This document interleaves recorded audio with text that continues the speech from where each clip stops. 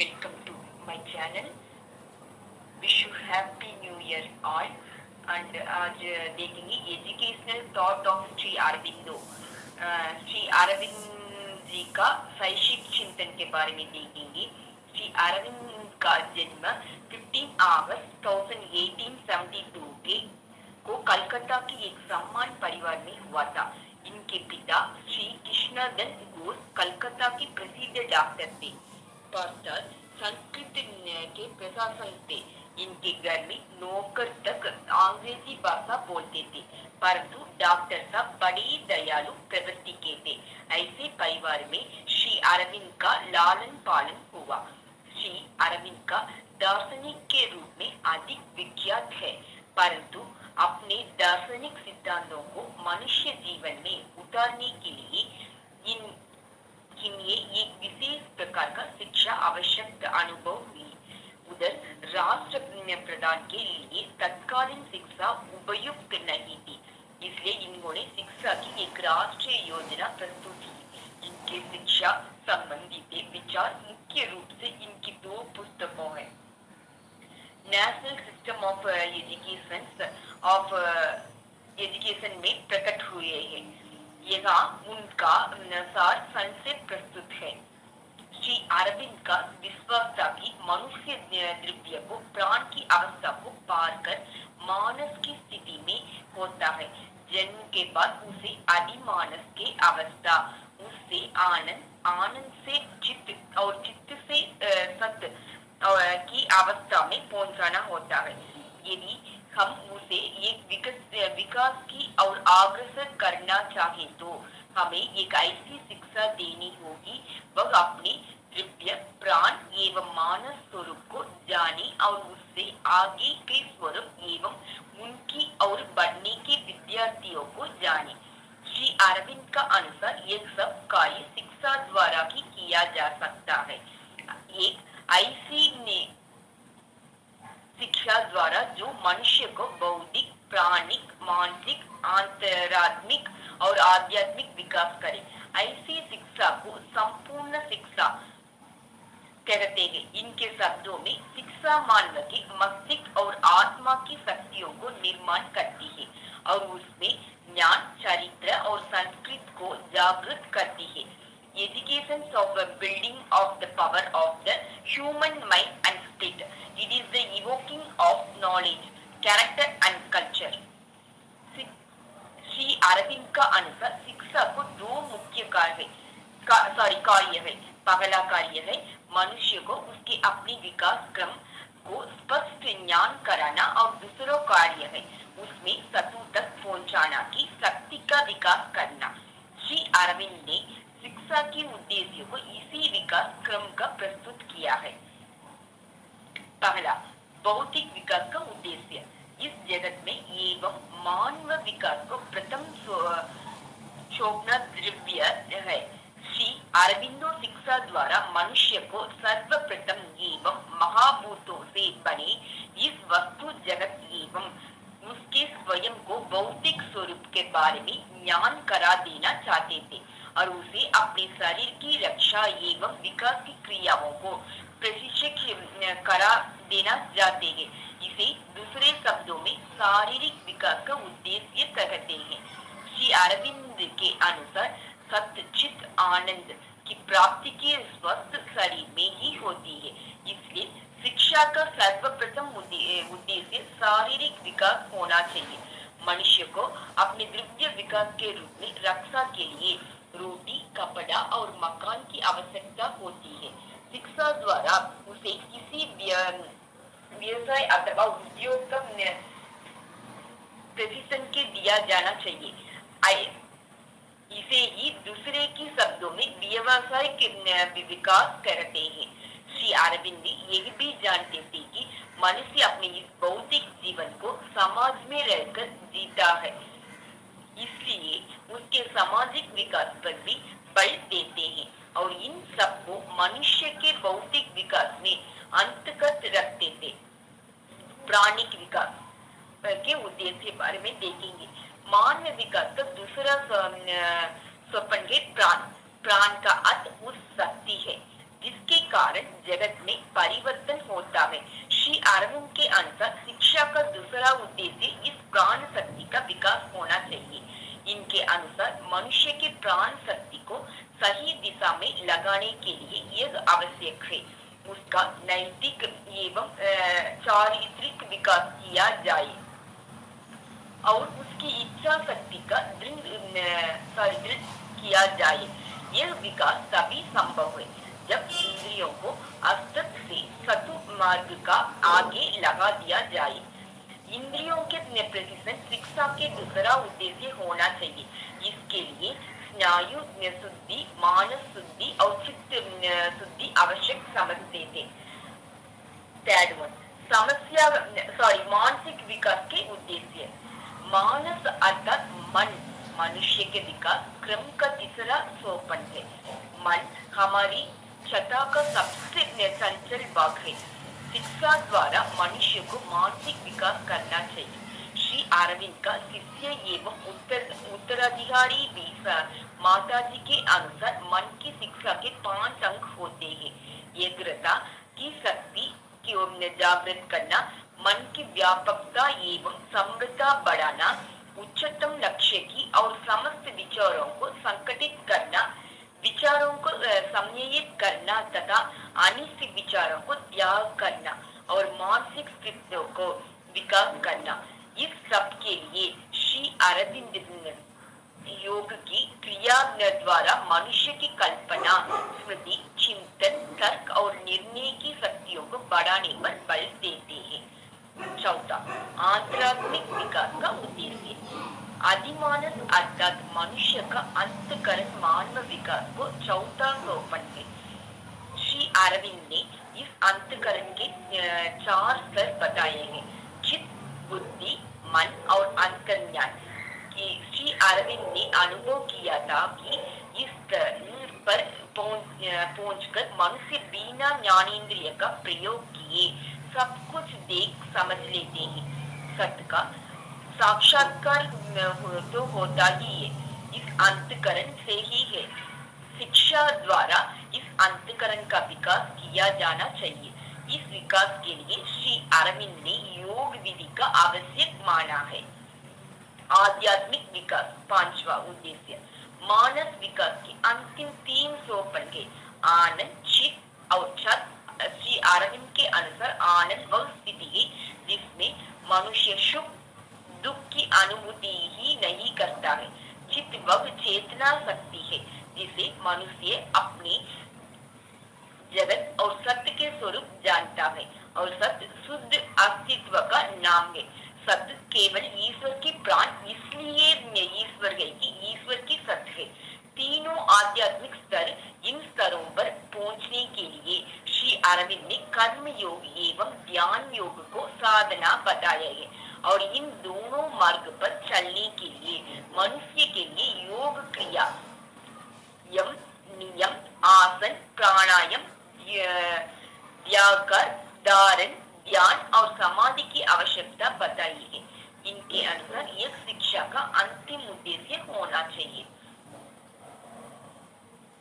शिक्षा का पाठ्य। श्री अरविंद ने शिक्षा को 5 उद्देश्य दिए है: भौतिक, प्राणिक, मानसिक, आंतरात्मिक और आध्यात्मिक विकास के बताए। इनकी दृष्टि से इन सब उद्देश्य को प्राप्ति के लिए समन्वित रूप में प्रयास करना होते हैं।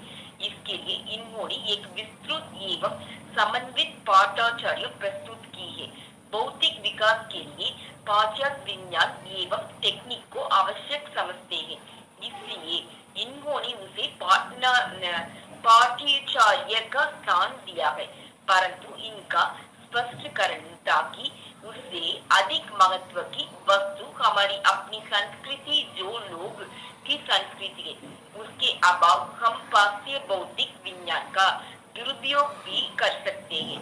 इनके द्वारा प्रस्तुत पाठाचार्य का निम्नलिखित रूप में क्रम बंद कर सकते हैं, जैसे भौतिक विषय, मातृभाषा एवं राष्ट्रीय तथा अंतर्राष्ट्रीय महत्व की भाषाएं, इतिहास, भूगोल, समाजशास्त्र, अर्थशास्त्र, गणित, विज्ञान, मनोविज्ञान, स्वास्थ्य विज्ञान, कृषि, उद्योग, वाणिज्य और कला, भौतिक क्रियाएं, खेल कूद, व्यायाम, उत्पादन कार्य, शिल्प, आध्यात्मिक विषय, वेद, उपनिषद, गीता, धर्मशास्त्र, नीति शास्त्र, विभिन्न देशों के धर्म एवं दर्शन, आध्यात्मिक क्रियाएं, भजन, कीर्तन, ध्यान एवं योग। परंतु इन सब विषयों में अध्ययन एवं क्रियाओं को प्रतिशन एक दिन में नहीं किया जाएगा।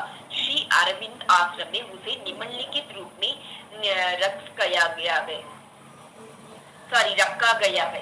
प्राथमिक स्तर, मातृभाषा अंग्रेजी, फ्रेंच, सामान्य विज्ञान, गणित, सामाजिक अध्ययन एवं चित्रकला और खेल कूद, व्यायाम, भजन व कीर्तन। माध्यमिक स्तर, मातृभाषा अंग्रेजी, फ्रेंच, गणित, भौतिक विज्ञान, रसायन विज्ञान, स्वास्थ्य विज्ञान, सामाजिक अध्ययन एवं चित्रकला, खेल कूद, व्यायाम। उत्तर स्तर, अंग्रेजी साहित्य, फ्रेंच साहित्य, गणित, भौतिक विज्ञान, रसायन विज्ञान, जीव विज्ञान, विज्ञान का इतिहास, सभ्य का इतिहास, जीवन का विज्ञान, समाज शास्त्र, मनोविज्ञान, भारतीय व पाश्चात्य दर्शन, अंतर्राष्ट्रीय संबंध एवं विश्व एकीकरण, कृषि, अन्य शिल्प एवं भजन, कीर्तन, ध्यान व योग। शिक्षण का विधिया, श्री अरविंद विकास सिद्धांत के विश्वास करते थे। इनके अनुसार विकास के 7 सोपान करते हैं: दिव्य, प्राण, मानस, अधिमानस, आनंद, चित्त, सत। मनुष्य इनसे तीसरे सोपान में होते हैं और अधिमानस, आनंद, चित्त और सत सोपान के बढ़ाने से रखते हैं। इसके लिए ये स्वस्थ शरीर, निर्मल मन और संयमी जीवन की आवश्यकता मानते थे। इस दिशा में बढ़ने के लिए उसे किस ज्ञान एवं कौशल का आवश्यकता होती है? उसके लिए 3 तत्व आवश्यक होती है। सामान्य ज्ञान एवं कौशल प्राप्त करने के लिए पर शिक्षण विद्या के संबंध में श्री अरविंद का विचार पूर्ण स्वरूप से स्पष्ट नहीं है। कहीं तो प्राचीन शिक्षा में पद्धति अनुसार क्रमिक विधि अर्थात 1-2 विषयों की अध्ययन के बाद अन्य 1-2 विषयों में अध्ययन प्रारंभ करने की बात करते हैं। कहीं बच्चों की शारीरिक, मानसिक एवं आध्यात्मिक विकास के लिए उनकी विषयों एवं क्रियाओं को शिक्षा एक साथ करने की बात करती है। इसी प्रकार एक और तो ये बच्चे शिक्षा के विधान उसकी भौतिक शक्तियों के आधार पर करने की बात करते हैं और दूसरी और उसके लिए योगी की क्रियाओं को महत्व को स्वीकार करते हैं। परंतु एक बात आवश्यक है और ये है कि प्राचीन विद्याओं में नया रूप देना चाहते हैं। ये उपदेश, प्रवचन, व्याख्यान और अन्य भौतिक विधियों में प्रयोग की स्वीकृति देते थे, लेकिन इस सत्य के साथ किसी भी स्थिति में बच्चों के रटाया नहीं जाएगा, अपितु उन्हें स्वयं एक प्रयत्नों से आत्मसात कराया जाएगा। यह तभी संभव है जब शिक्षण की रुचिकर हो। इसके लिए प्राथमिक स्तर पर कहानी विधि का प्रयोग करने की बात कहते हैं। यह पाठ्य पुस्तक प्रणाली की समर्थन करने पर इस संबंध में इसका यह कहना था कि पहले बच्चों को ज्ञान की खोज के लिए तैयार किया जाना है, फिर उन्हें पुस्तक पढ़ने के लिए कहना चाहिए। पुस्तक से बच्चा स्टैंडिंग नहीं है, अपितु उनका प्रयोग सहायक एवं संदर्भ के रूप में करेंगे। स्वाध्याय विधि अपनाते समय भी इस बात पर ध्यान देने के लिए कहते हैं। इनकी दृष्टि योगी की क्रिया सीखने के लिए उत्तम विधि है, पर इसमें स्वक्रिया, चिंतन और तर्क का आधार मानते थे। इनकी शिक्षण संबंधी विचारों को विश्लेषण करने पर हम निम्नलिखित तथ्यों का अवगत होती है। शिक्षण करते समय बच्चों शारीरिक और मानसिक क्षमता तथा उनकी अपनी रुचियों का ध्यान अवश्य रखना चाहिए। रटने के स्थान पर समझने के बल देना चाहिए। बच्चों को क्रिया करने के अधिक अवसर देने चाहिए। उनके स्वयं अनुभव से सिखाने देना चाहिए। बच्चों को चित्त वृत्तियों के विरोध, चिंतन और मनन क्रिया को प्रशिक्षित करते चलना चाहिए। बच्चों के साथ प्रेम और सहानुभूति पूर्ण व्यवहार करना चाहिए। उन्होंने अपनी कार्य करने की स्वतंत्रता भी देनी चाहिए। शिक्षा का माध्यम मातृभाषा होनी चाहिए। हर स्तर पर बच्चों को सहयोग और आगे बढ़ना चाहिए। श्री अरविंद का दृष्टि स्वच्छता के कर्तव्य पालन करना अनुशासन है। इनके अनुसार शिक्षा के क्षेत्र में अनुशासन का बड़ा महत्व होता है। यह अनुशासन कैसे प्राप्त किया जाए, इस संबंध में श्री अरविंद का अपने विचार में अनुशासन का संबंध भावना से जोड़ते हैं। इसे भावना के संबंध नैतिकता से। इनके अनुसार प्रत्येक शिक्षक की यह उत्तरदायित्व है कि वह बच्चों की मन में ऐसी भावना भरे वे की अच्छाई और अग्रसर को नैतिकता का पालन करें और अपनी अध्ययन एकाग्रता को लेंगे। इनके विचार अनुसार शिक्षक को बच्चों के साथ प्रेम और सहानुभूति पूर्ण व्यवहार करना चाहिए। कठोरता से वास्तविक अनुशासन की प्राप्ति नहीं की जा सकती है। दंड को अमान्य कृतव्य कहते थे। इस संदर्भ में एक बात और उल्लेखनीय है कि वह यह है कि अरविंद प्रभावात्मक अनुशासन का विश्वास करते थे। इनके अनुसार शिक्षक को बच्चों के सामने आदर्श आचरण प्रस्तुत करना चाहिए, जिसका अनुकरण कर बच्चे पहले तो आदर्श आचरण की अग्रसर हो और फिर वैसे ही करना अपना कर्तव्य समझे। इनकी दृष्टि से वास्तविक अनुशासन आंतरिक होता है। श्री अरविंद के अनुसार शिक्षा के क्षेत्र में शिक्षक का स्थान बच्चों की पथ प्रदर्शक और सहायक के रूप में स्वीकार किया जाना चाहिए। इनके अनुसार शिक्षक ने तो बच्चों की ज्ञान देता है और ना ही उनके अंदर ज्ञान का विकसित करता है, अपितु बच्चों की इस बात पर सहायता करता है कि वे स्वयं ज्ञान को प्राप्त करें और अपने अंदर को ज्ञान को विकसित करें। यह कार्य वही शिक्षक कर सकता है जिसे सिद्धार्थ का पाठ्याचार्य दोनों पूरा ज्ञान हो। शिक्षार्थ का ज्ञान प्राप्त करने के लिए उसे मनोविज्ञान का अध्ययन करना चाहिए और पाठ्याचार्य ज्ञान प्राप्त करने के लिए उसे यथा विषयों के अध्ययन के क्रियाओं में प्रशिक्षण लेना चाहिए। श्री अरविंद के अनुसार एक अध्यापक के व्यक्ति को आत्मा को आगे बढ़ाने वाले होना चाहिए। यह कार्य कहीं व्यक्ति कर सकता है जिसे आध्यात्म का विषयों पर स्पष्ट ज्ञान हो, जो योग की क्रिया के प्रशिक्षक हो। श्री अरविंद शिक्षक को इसी रूप में देखना चाहते हैं। वे स्वयं बहुत बड़े योगी थे, इसलिए शिक्षक को भी एक योग बना देना चाहते थे। शिक्षार्थी के श्री अरविंद शिक्षा की केंद्र मानते थे। इनके अनुसार प्रत्येक बालक कुछ सामान्य शक्तियों की कुछ विशिष्ट योग्यताओं अथवा प्रतिभाएं लेकर जन्म लेता है।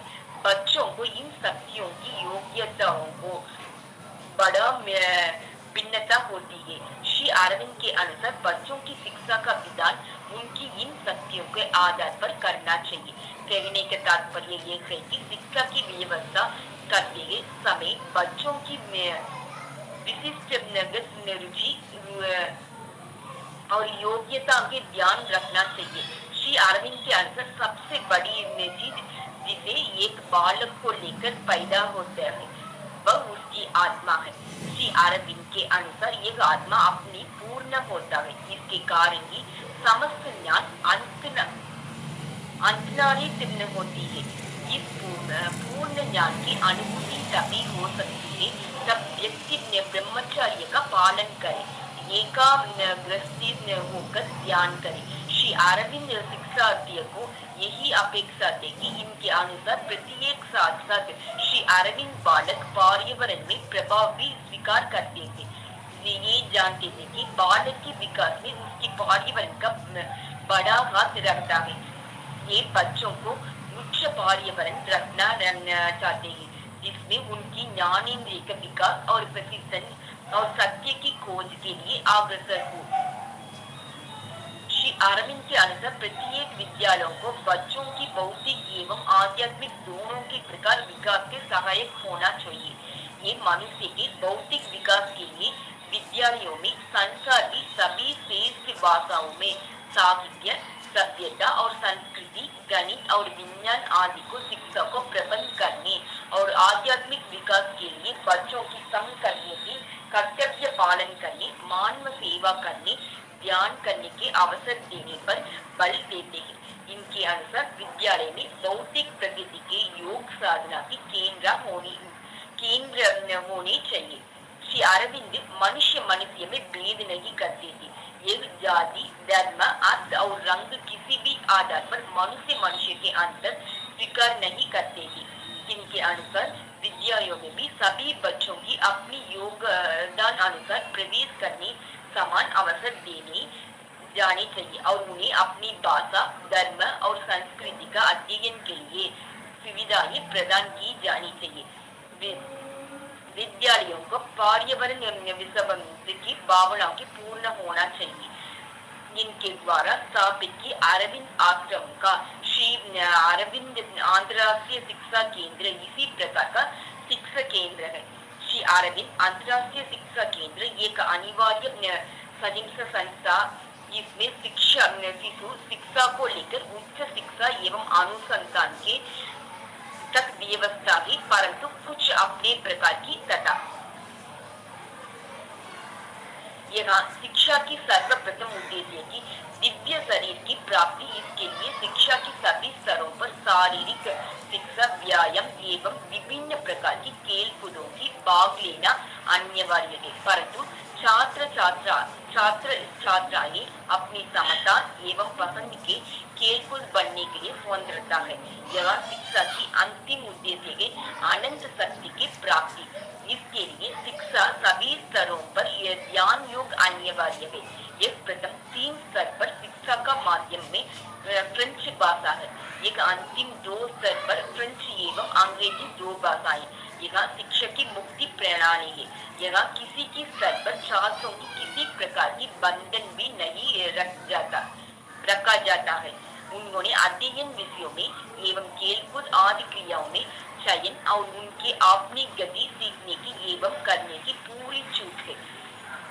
उच्च शिक्षा स्तर पर 2 छात्र छात्राएं यहाँ उपलब्ध अध्ययन सुविधाएं किसी एक अथवा जीतनी चाहिए और उतने विषयों में अध्ययन कर सकते हैं और अपनी गति कर सकते हैं।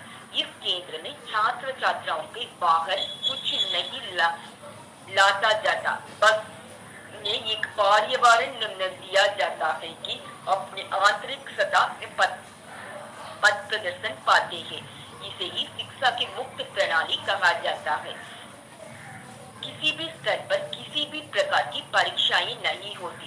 शिक्षा की संस्कृति पर ही छात्र छात्राओं की आगे अध्ययन का प्रवेश दे दिया जाता है। यहाँ कोई पाठ्यक्रम पूरा करने के बाद किसी प्रकार की प्रमाण पत्र भी नहीं दिया जाता है। नैतिक और धार्मिक शिक्षा। श्री अरविंद साधु थे, संत थे और एक बहुत बड़ी योगी थे। नैतिकता और धर्म की इनकी आस्था थी, इसलिए शिक्षा को नैतिकता और धर्म पर आधारित करना चाहते थे। श्री अरविंद के विचार में धर्म कोई भी हो और कैसे भी हो, परंतु यह मनुष्य को अपने लिए, दूसरों के लिए और ईश्वर के लिए जीना सिखाता है। किसी धर्म और घृणा करना और धर्म का लक्षण नहीं, यह तो धार्मिक संकीर्ण पारियाचार्य है। विकास इसी संकीर्ण कारण होती है। श्री अरविंद संसार के सब धर्मों की समान दृष्टि से देखते थे और किसी देश की शिक्षा को उसकी अपनी धर्म पर आधारित करना चाहते थे। इसका स्पष्ट मत था कि धर्म के अभाव मनुष्य अपने आध्यात्मिक स्वरूप को नहीं पहचान सकता।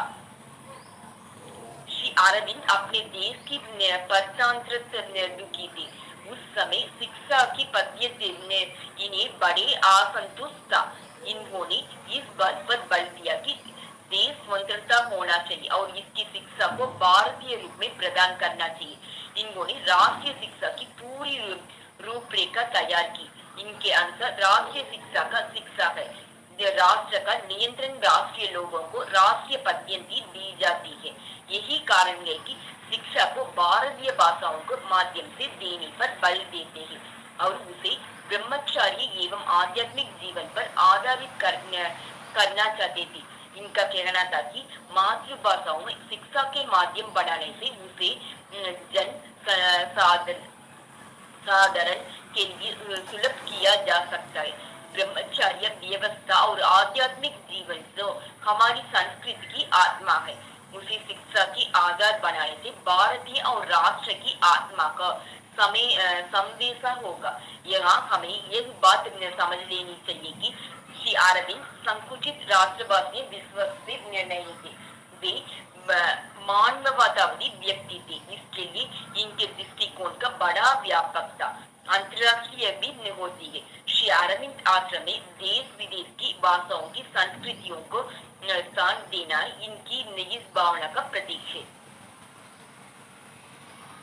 श्री अरविंद के अनुसार संपूर्ण शिक्षा वह है कि मनुष्य को अपने दिव्य भौतिक प्राण एवं मानस स्वरूप ज्ञान कराए और उससे आगे स्वरूप आदिमानस आंतरिक और आनंद चित्त को समझने और प्राप्त करने की सहायक हो।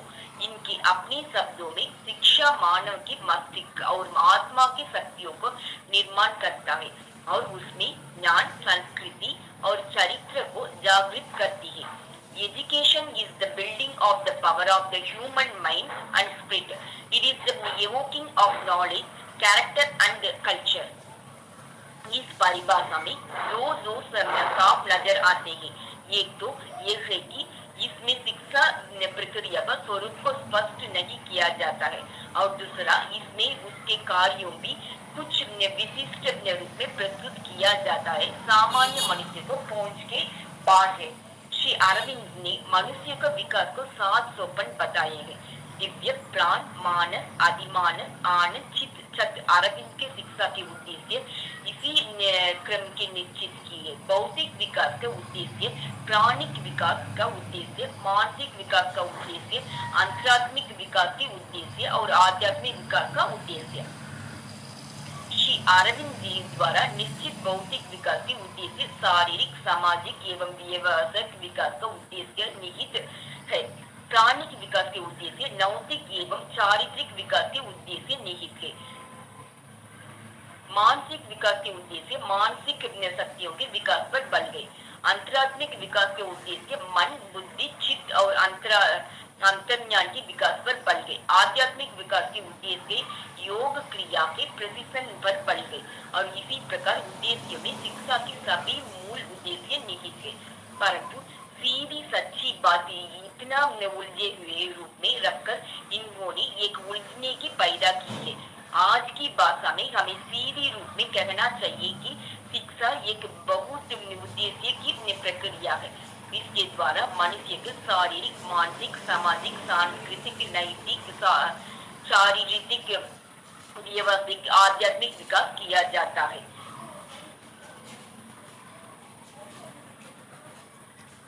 श्री अरविंद के अनुसार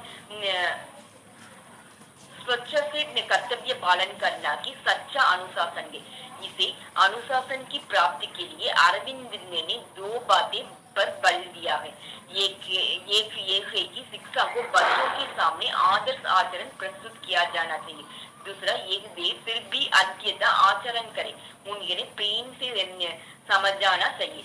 दंड को अपमान्य कृत्य मानते थे।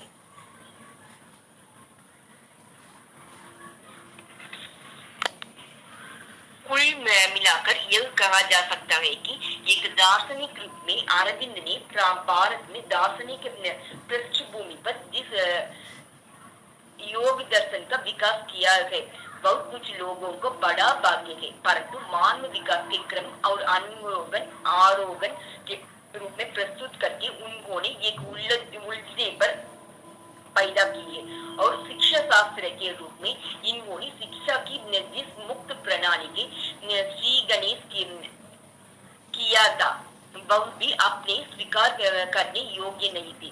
वे पांडिचेरी स्थिति में अरविंद अंतर्राष्ट्रीय शिक्षा केंद्र में आज भी शिक्षा की मुक्त प्रणाली चल रही है।